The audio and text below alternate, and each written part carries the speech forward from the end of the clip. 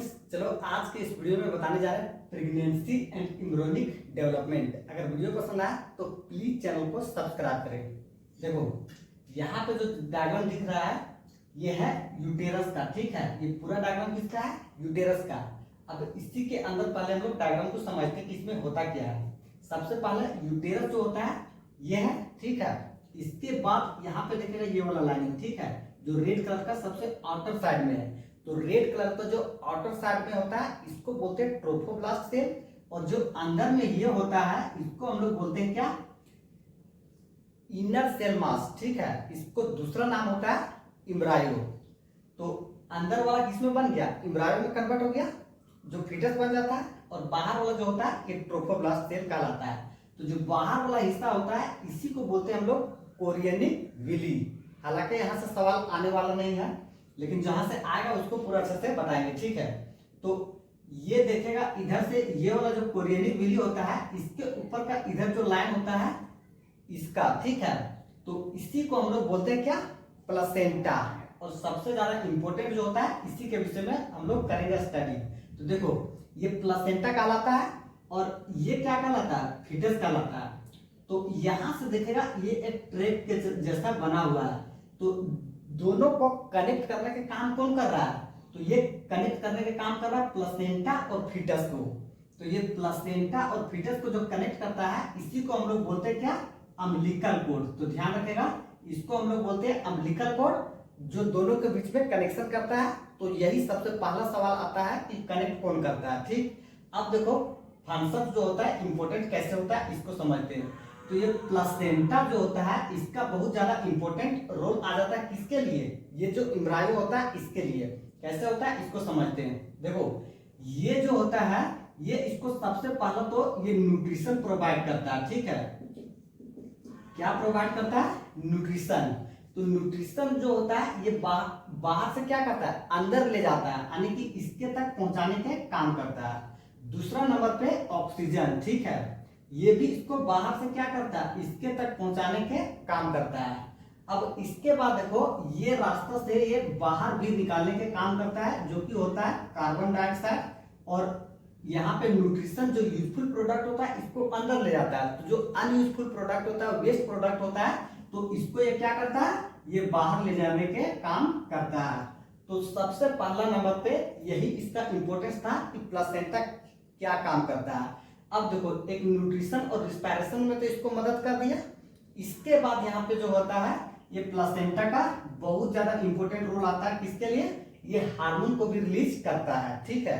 तो ये endocrine gland की तरह काम करने लगा जब हार्मोन को रिलीज करेगा। तो इसका मतलब तो देखो प्लेसेंटा कौन कौन सा हार्मोन को रिलीज करता है इसको देखते हैं, ठीक है।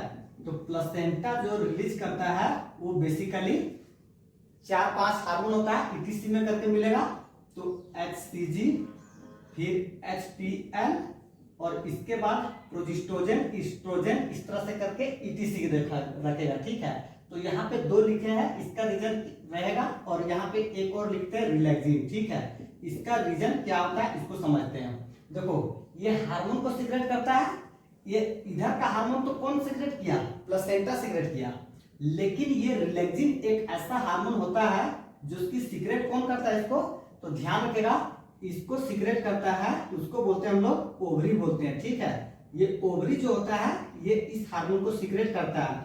तो ओवरी से हार्मोन रिलीज होता है, एकमात्र हार्मोन होता है जो कि रिलैक्सिन कहलाता है। यहाँ पे सवाल ऐसे आता है कि देखो जब प्रेगनेंसी के कंडीशन आता है तो कौन कौन सा हार्मोन सीक्रेट होता है? तो ध्यान रखेगा ये 3 हार्मोन ऐसा होता है जो कि ओनली एंड ओनली ये तीनों हार्मोन तभी सीक्रेट हो सकता है जब ये कंडीशन होगा प्रेगनेंसी का, और इसके अलावा ये कभी भी हार्मोन सीक्रेट नहीं होता है। तो इसीलिए इतना इसको एक्सप्लेन कर रहे थे। तो रीजन यहाँ पे ध्यान रखेगा कि ये कहां से सीक्रेट होता है और ये कहां से सीक्रेट होता है, ठीक। अब इसके बाद आता है कि जब ये हार्मोन सीक्रेट होता है तो इसके अलावा भी क्या होता है? बहुत सारा जो होता है ये फंक्शंस बॉडी में चेंज हो जाता है, यानी कि प्रेगनेंसी को मेंटेन रखने के लिए और भी हार्मोन रिलीज होना अधिक हो जाता है। जैसे कि एक्सेस रिलीज नहीं होता लेकिन एक लेवल से ज्यादा रिलीज होने लगता है। जैसे कि बात करते हैं थायरोक्सिन हार्मोन, ठीक है। तो थायराइड ग्लैंड से रिलीज होता है स्टेरॉयड हार्मोन, कोर्टिसोल, प्रोलैक्टिन, ठीक है। तो ये सभी हार्मोन का जो लेवल होता है ये भी बॉडी में थोड़ा सा इंक्रीज कर जाता है। अब इसके बाद जो आता है ये आता है थोड़ा सा और ज्यादा इंपॉर्टेंट वाला। देखो होता क्या है, ये जो यहाँ पे डिसाइड होता है, ठीक है, डिसाइड मतलब यहाँ पे नहीं, मतलब शिफ्ट जो है इसको समझेगा कि ये 3 लेयर में होता है, ठीक है। तो यहाँ पे 3 लेयर में बना हुआ रहता है। एक सबसे आउटर होता है जिसको बोलते हैं एक्टोडर्म, और सबसे अंदर जो होता है इसको बोलते हैं इंडोडर्म, और बीच में जो होता है इसको बोलते हैं मेसोडर्म, ठीक है। अब ये तीनों से खास एक चीज बनता है कि यहाँ पे स्टेम सेल का फॉर्मेशन होता है, ठीक है, स्टेम सेल्स बनता है। अब ये स्टेम सेल्स ऐसा होता है जिसके पास पोटेंसी होता है, मतलब कैपेबिलिटी होता है कि किसी भी सेल या टिश्यू ऑर्गन को ये डेवलप कर सकता है, ठीक। तो इसके बाद यहाँ पे इसके बाद कुछ भी नहीं आएगा। नेक्स्ट जो सवाल आता है फेजेस ऑफ प्रेगनेंसी, ठीक है। तो प्रेगनेंसी का जो फेजेस होता है ये 9 मंथ्स का होता है, इसको ध्यान से देखना होगा और यहीं से सवाल बनता है। देखो कैसे कैसे सवाल बनता है। सबसे पहला नंबर पे फर्स्ट मंथ, ठीक है। तो फर्स्ट मंथ जो होता है तो इस मंथ में सिर्फ और सिर्फ क्या होता है, तो ये जो इम्ब्रायो होता है इस इम्ब्रायो के अंदर हार्ट फॉर्मेशन हो जाता है, ठीक। तो ये सवाल बहुत बार आता है कि हार्ट का फॉर्मेशन कब होता है। तो दिल जो होता है ये सबसे पहला होता है जो कि बॉडी में बनता है, ठीक। तो इसके बाद आता है सेकेंड मंथ। देखो सेकेंड मंथ जो होता है यहाँ पे ये सब ऑर्गन्स, ठीक है, लिम्ब जो होता है इसका डेवलपमेंट होता है, या इसको लिम्ब डिजिट जो बोल सकते हैं आगे। तो ध्यान रहेगा इस सेकेंड मंथ के लास्ट में इसका फॉर्मेशन होता है। अब इसके बाद आता है थर्ड मंथ। तो थर्ड मंथ जो होता है ये सबसे पहला कहलाता है फर्स्ट ट्राइमेस्टर कहलाता है, और इस मंथ में जो होता है ये लिम्ब और डिजिट तो बढ़ता ही है और साथ में इसमें जीनाइटल ऑर्गन्स भी बढ़ता है, ठीक है। अब इसके बाद जो आता है इसको बोलते हैं फिफ्थ मंथ, ठीक। तो 4 मंथ का उतना ज्यादा नहीं है, फिफ्थ मंथ का इंपॉर्टेंस इसलिए है क्योंकि यहाँ पे एक तो हेयर का फॉर्मेशन होता है, ठीक है, हेयर का ग्रोथ होता है, लेकिन कहाँ का हेयर, ये सिर्फ ऊपर वाला पास हेड का हेयर ग्रो होता है, बाकी पूरा बॉडी पार्ट का हेयर का नहीं। तो यहाँ पे ये इसलिए इंपॉर्टेंट होता है। दूसरा ये होता है यहाँ पे फर्स्ट मूवमेंट, ठीक। तो मूवमेंट मतलब ये जो होता है इसका मूवमेंट, तो ये वाला जो होता है ये यहाँ से यहाँ मूव करता है फर्स्ट टाइम, पहली बार कौन सा मंथ में, तो ये फिफ्थ मंथ में करता है, ठीक। और 6 मंथ जो होता है इसको हम लोग बोलते हैं सेकेंड ट्राइमेस्टर, ये ध्यान रखेगा।